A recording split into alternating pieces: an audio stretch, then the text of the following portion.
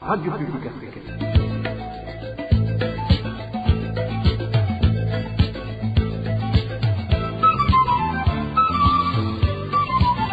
Radio Publique Africaine.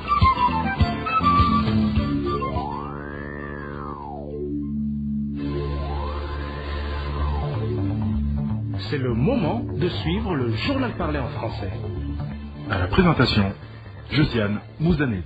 Au sommaire de cette édition, le Burundi semble sombrer dans un désordre total à voir les mesures qui ne cessent d'être prises par certaines autorités administratives qui n'hésitent pas à fixer leurs propres lois dans un pays supposé avoir des dirigeants. L'exemple le plus illustratif est la décision du gouverneur de Bubanza qui, après l'administrateur de la commune Bubanza, vient de déclarer persona non grata les maires célibataires vivant dans sa circonscription. Parallèlement, la vice-présidente du Sénat burundais, elle, appelle ses mamans à faire enregistrer leurs enfants pour que ces derniers puissent bénéficier des avantages que le pays accorde aux autres enfants.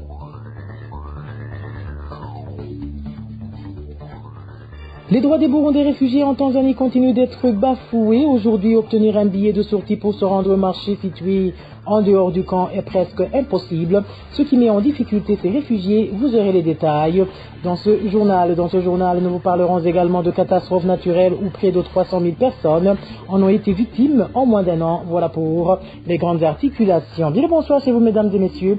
Tout de suite, le développement de ces titres.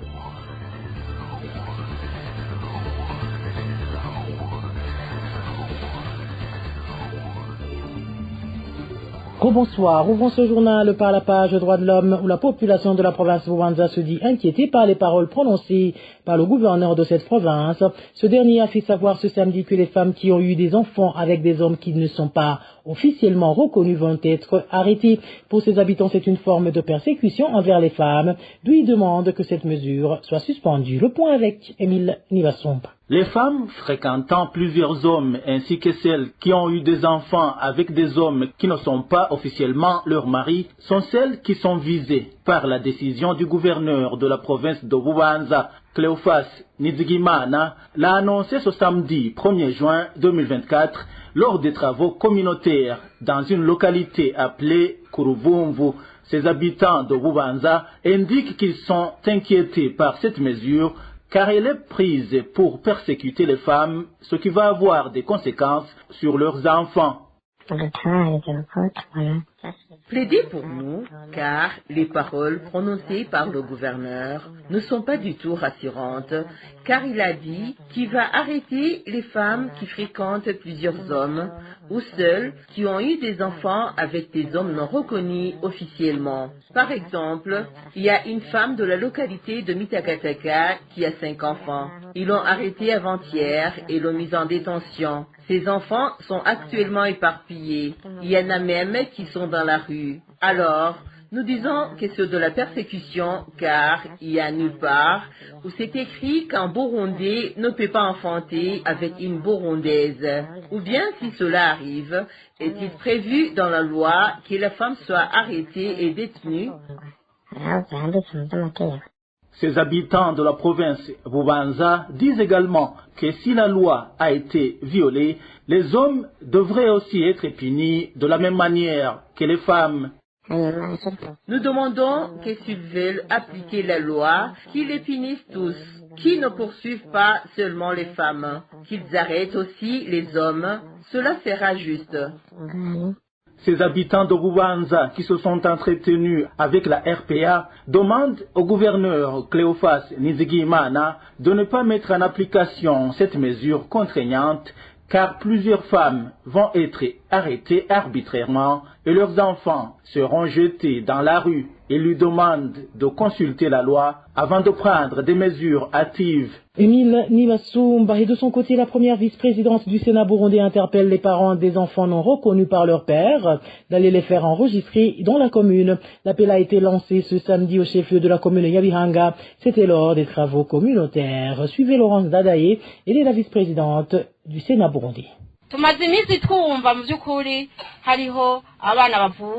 On apprend depuis un certain temps qu'il y a des pères qui refusent de reconnaître les enfants qu'ils ont eu hors mariage. Cela cause de multiples problèmes dans les familles. Nous demandons que de tels enfants soient enregistrés dans les registres communaux. Je demande à l'administrateur de mobiliser tous les chefs collinaires à identifier tous ces enfants qui ne sont pas enregistrés et de trouver leur père où ils se trouvent parce que toute personne a un père. Je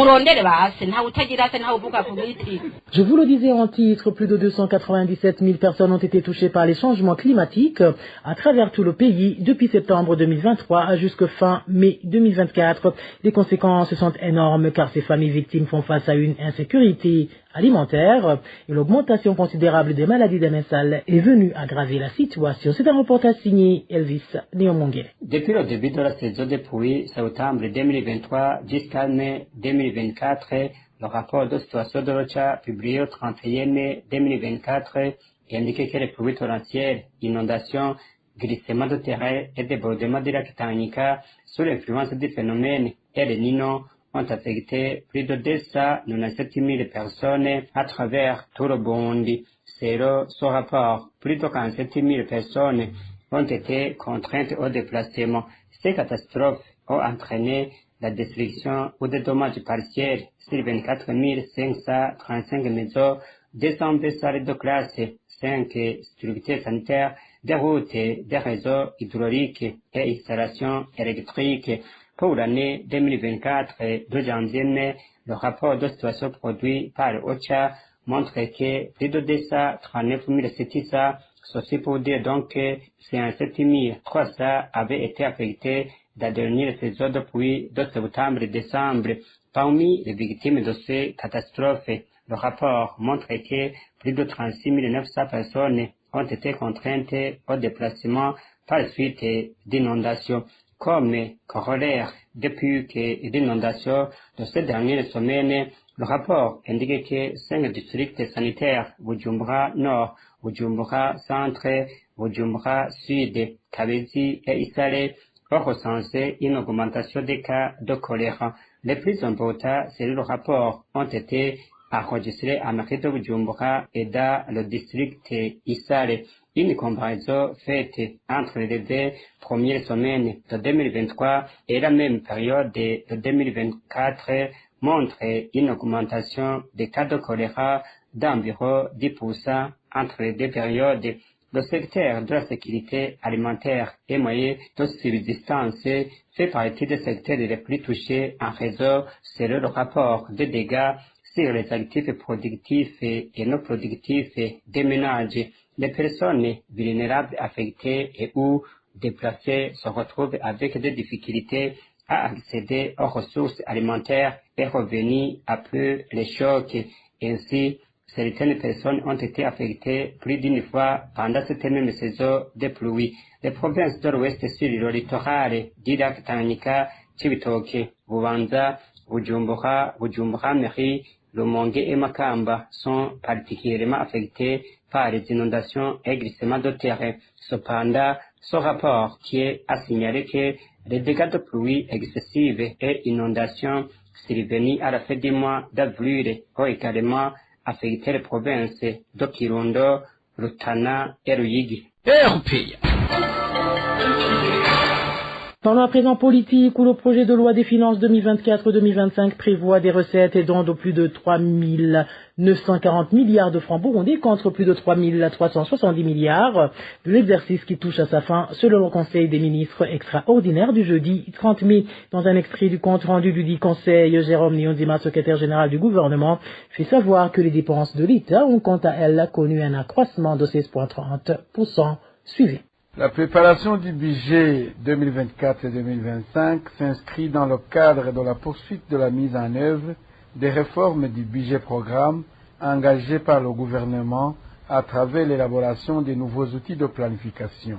Les prévisions budgétaires de l'exercice 2024 et 2025 sont établies sur base de la prévision de la croissance économique de 4,2% en 2024 contre 2,8% en 2023 et de 5,4% en 2025. Cette reprise de croissance est imputable aux mesures prises par le gouvernement visant la relance de l'économie ainsi que le renforcement de la coopération du Burundi avec ses partenaires au développement. Le projet de loi des finances 2024-2025 est aussi accompagné pour la première fois par des documents de projets annuels de performance. Les recettes et dons passent de 3 371,6 milliards de francs BOU en 2023-2024, révisé, à 3 941,11 milliards de BIF en 2024-2025, soit une augmentation de 16,89%. Les dépenses totales de l'État passent de 3 780,95 milliards de BIF en 2023-2024 à 4 397,46 milliards de BIF pour l'exercice 2024-2025, soit un accroissement de 16,30%.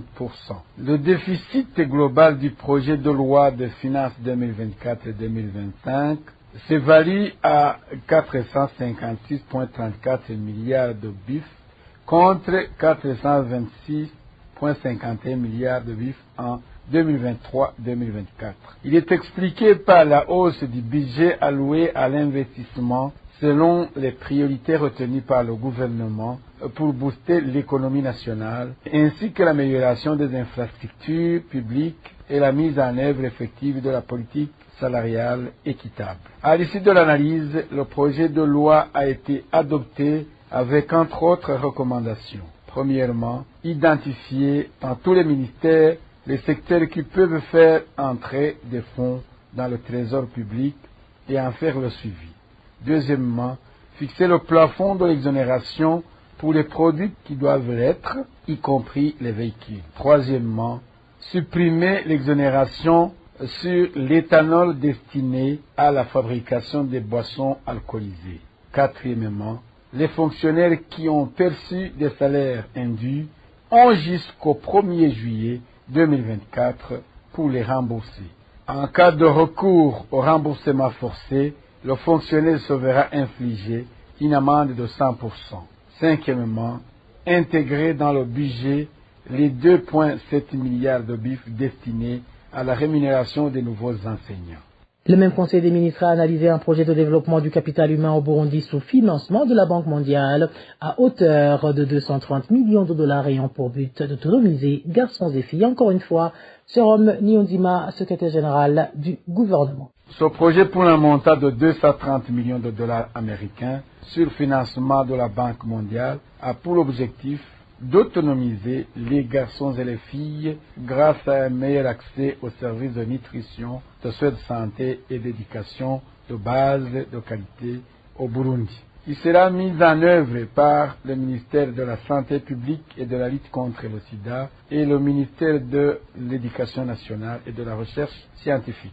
Le financement sera réparti en 3 composantes, à savoir, premièrement, aborder les déterminants de la demande pour l'accès à l'éducation et à la santé tout au long du cycle de vie. Deuxièmement, améliorer l'offre de services d'éducation et de santé tout au long du cycle de vie. Troisièmement, améliorer la gouvernance du système et la gestion du projet.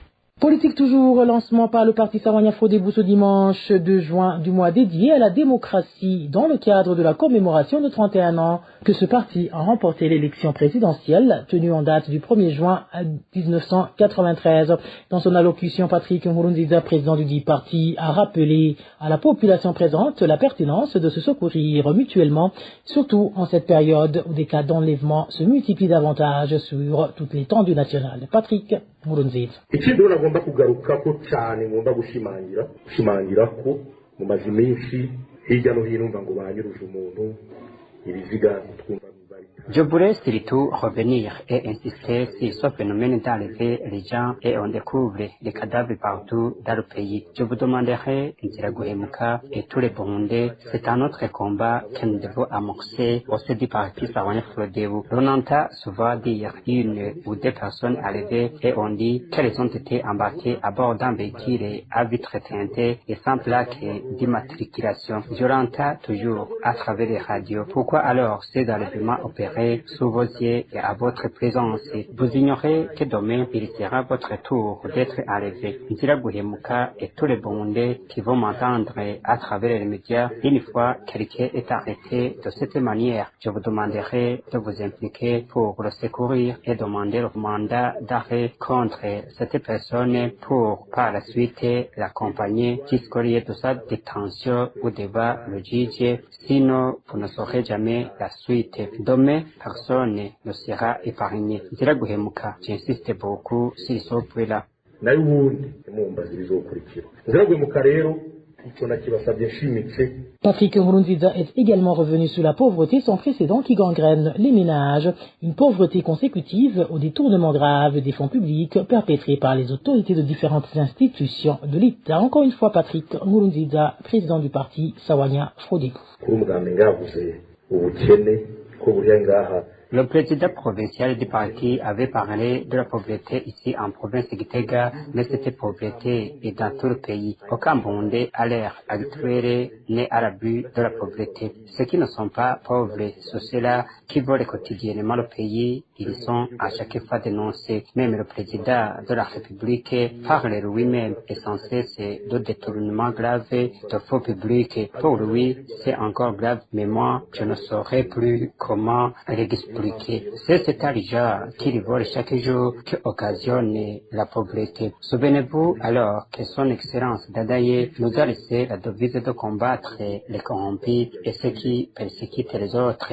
S'ils sont la pauvreté qui gangrène le pays est causée par cette corruption et raison pour laquelle nous devons nous insurger énergiquement contre ce phénomène. J'ai également parlé de la carence de sucre, des boissons et des carburants. Tout cela est consécutif à la mauvaise gouvernance, même dans les moments difficiles du pouvoir du parti Sahwanya Frodebu. Après l'assassinat de notre président Elie Melchior Ndadaye, je n'ai jamais vu une telle pénurie de sucre, carburant et boissons. Savez-vous alors pourquoi aujourd'hui ils ont volé tout votre et notre argent? Il n'y a plus d'argent dans les banques, tout l'argent est thésaurisé dans les maisons. Je vous dirai alors, Ntiraguhemuka, que l'on se moque de nous au sein du parti Sahwanya Frodebu, que nous n'avons pas d'armes et nous en sommes reconnaissants et nous n'allons jamais s'en procurer. Nous avons confiance à ces militaires du pays constitués de nos frères et nos enfants. Ce que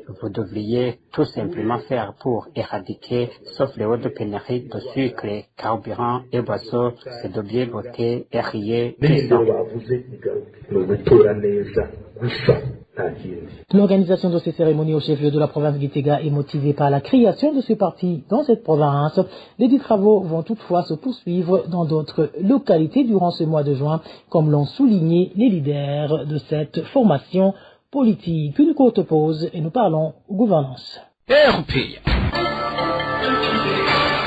Promesses non tenues à l'endroit des retraités, insolvabilité de salaire et indemnité font entre autres objet de mécontentement des militaires subalternes et ceux de rang envers le haut commandement, principalement le président de la République.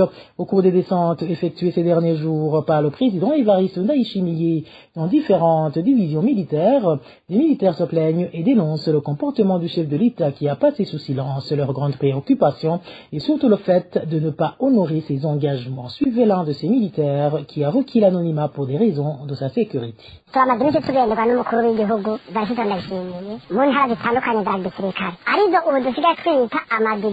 Nous venons d'être visités par le président de la République, Évariste Ndayishimiye, ces derniers jours dans différentes divisions militaires. Au cours de ces visites, nous constatons que le chef de l'État se comporte comme les autres anciens présidents qui, durant tout leur pouvoir, faisaient des promesses non tenues, si ce n'est que récolter nos voix. Tenez, il y a deux choses qui énervent plusieurs d'entre nous, que ce soit ceux encore en activité, que ce soit les retraités tant militaires que civils. La première chose, c'est que lui-même, en personne, a promis que tout allait être mis en œuvre pour que chaque retraité de l'État perçoive une pension équivalente à son salaire mensuel. Au sein de l'armée, nous étions très ravis et espérions la mise en application de la promesse aussi prochainement que possible. Mais voilà qu'il vient de passer autant d'années au pouvoir sans qu'il n'en réserve aucune suite. Même au cours de cette tournée dans l'armée, il ne parle jamais de l'état d'avancement de ses promesses.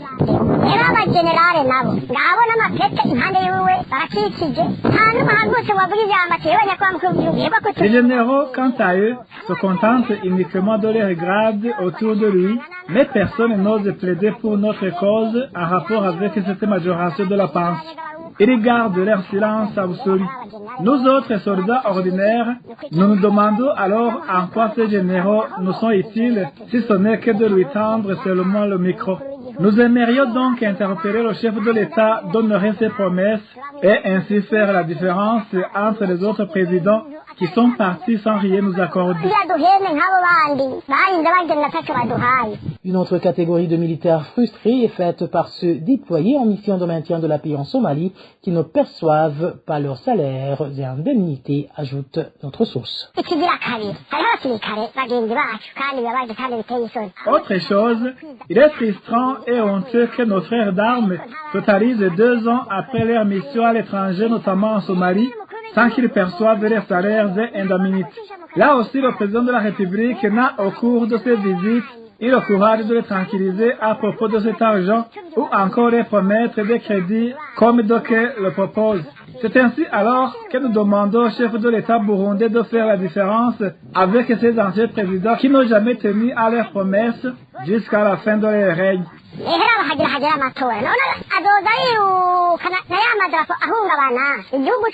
Bientôt les élections approchent. Osera-t-il sillonner le pays où se trouvent ces retraités et militaires à qui l'on doit leur salaire? Comment va-t-il s'exprimer en tant que président de la République? Prononcer des discours est tout à fait normal pour un chef de l'État, mais que les paroles coïncident avec les actes. Hors de nos frontières, les réfugiés burundais du camp de Nyarugusu situé en Tanzanie s'insurgent contre la chasse à l'homme faite par le vice-responsable de ce camp et les agents de l'ordre appelés Sungu à l'endroit de ceux qui veulent se rendre au marché de Makele. Ces réfugiés indiquent qu'ils ne bénéficient plus facilement de l'autorisation de sortir et que les conséquences de cette mesure sont nombreuses. Plus de détails avec Dani Claire Ilatkoumf. Ces réfugiés du camp de Nyarugusu font savoir que depuis près d'un mois, le vice-responsable du camp et les agents de l'ordre appelés Basungu se lèvent très tôt le matin pour empêcher des gens de se rendre au marché pour acheter des aliments de supplémentation et autres choses dont ils ont besoin. Notre source indique qu'à ce moment, ils sont munis d'armes blanches. Personne ne reçoit le billet de sortie lui permettant d'aller à l'extérieur d'Ika. Depuis 3 semaines, le vice-responsable d'Ika, prénommé Moulema, pour chasser les réfugiés, est muni d'un couteau ou d'une machette. Il est accompagné par les Basungu qui aident les policiers à assurer la sécurité. Personne ne va au marché de Makele, là où les réfugiés vont acheter ce dont ils ont besoin pour la supplémentation de paix de la ration qu'ils bénéficient. Moulema arrive à 3 heures du matin et rentre tard dans la nuit vers 23 heures. Notre source fait savoir que les conséquences sont très nombreuses. Certaines d'entre elles et qui ne mangent que les mêmes aliments.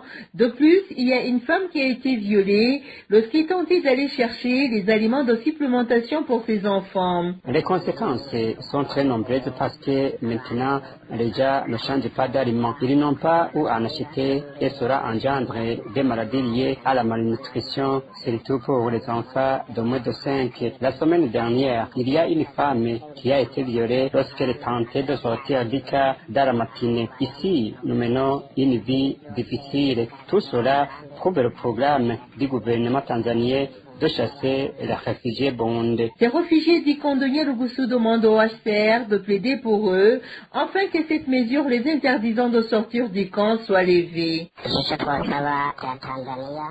Les conséquences sont très nombreuses parce que maintenant, les gens ne changent pas d'aliments. Ils n'ont pas où en acheter et cela engendre des maladies liées à la malnutrition, surtout pour les enfants de moins de 5. La semaine dernière, il y a une femme qui a été violée lorsqu'elle tentait de sortir du camp dans la matinée. Ici, nous menons une vie difficile. Tout cela prouve le programme du gouvernement tanzanien de chasser les réfugiés burundais. La rédaction de la RPA n'a pas encore pu joindre le vice-responsable du Kondonye Lugusu pour qu'il puisse s'exprimer à ce sujet.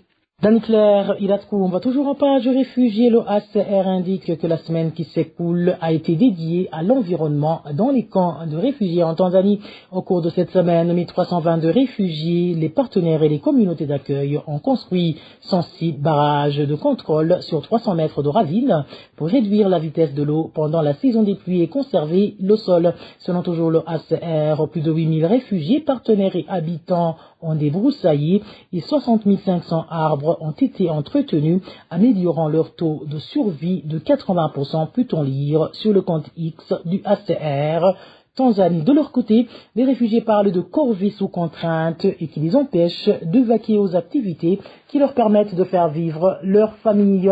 En effet, selon ces réfugiés, ils ont été forcés à participer à ces activités, et ce 4 fois par semaine, et ceux qui s'y sont souscrits ont vu leur nom inscrit sur des listes qui, selon certains réfugiés qui se sentent confiés à la RPA, contiennent des noms des réfugiés à rapatrier de force. Et voilà, amis fidèles de la RPA, c'est par ici que prend fin le journal en français de ce dimanche 2 juin 2024. Merci à vous qui nous avez prêté une oreille attentive. Merci également aux équipes rédactionnelles et techniques pour leur franche et parfaite collaboration. À la présentation de ce journal, vous étiez avec José Mouzaneza. Bon début de semaine à toutes et à tous. Au revoir.